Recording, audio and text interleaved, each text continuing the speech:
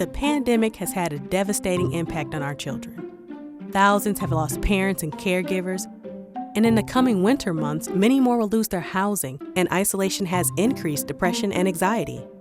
In the midst of this devastation, the Illinois State Board of Education is planning significant changes to the state's testing system. What our students need more than ever from their schools is a supportive and nurturing educational environment that reduces their stress and works to heal their trauma. But if the Illinois State Board of Education gets its way, what students will get is more testing.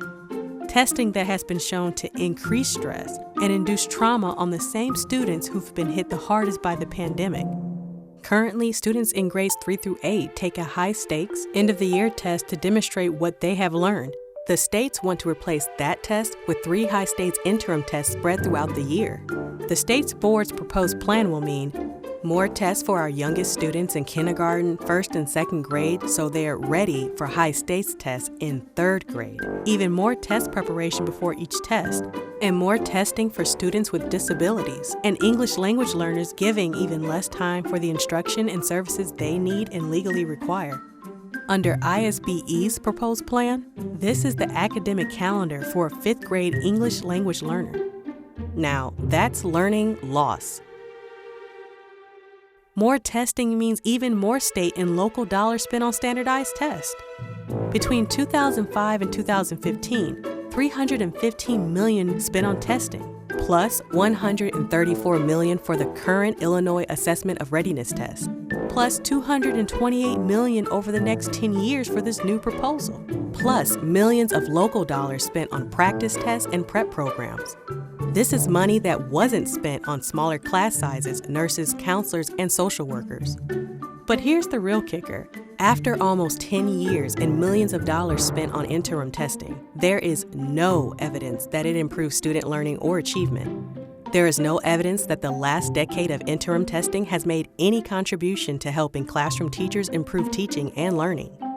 In fact, if we look to Illinois' largest school districts, we see the negative impacts of high-stakes interim testing, especially in schools that serve Black, low-income students. Remedial, one-skill-at-a-time instruction, narrow curriculum focused only on tested subjects, students feeling like their test scores define their worth as learners, and teachers believing that test scores define them as good or bad teachers.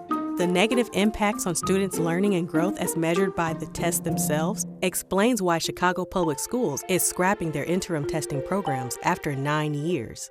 But some argue that we need interim testing for equity.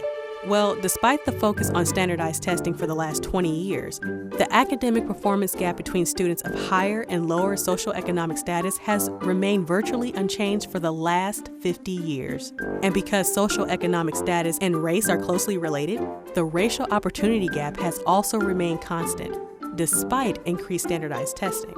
In our own state, Black students are 4 times more likely to attend an under-resourced school than their white peers. Latinx students are 3 times more likely, thus proving that we cannot standardize test our way to equity. So given what we know, why should we spend millions of additional dollars during a pandemic on testing practices that didn't work before the pandemic? We shouldn't, plain and simple, but we need the political will and vision to do things differently. Alternatives are possible. We can replace this failed, overpriced testing system with a balanced, equitable, and humane assessment system. Instead of changing to yet another series of tests, let's focus on high-quality classroom practices that are proven to promote learning and healing for our children. Join us in reimagining teaching and learning. There are several actions to participate. Share this video and spread the word about the State Board's no evidence multi-million-dollar proposal. Add your name to this list to stay informed about assessment in Illinois. Reach out to your legislators to let them know you oppose any assessment system that is not based on equity and research-based evidence. Demand that the state authentically engage with Illinois' educators, families, and communities so that we can teach, not test.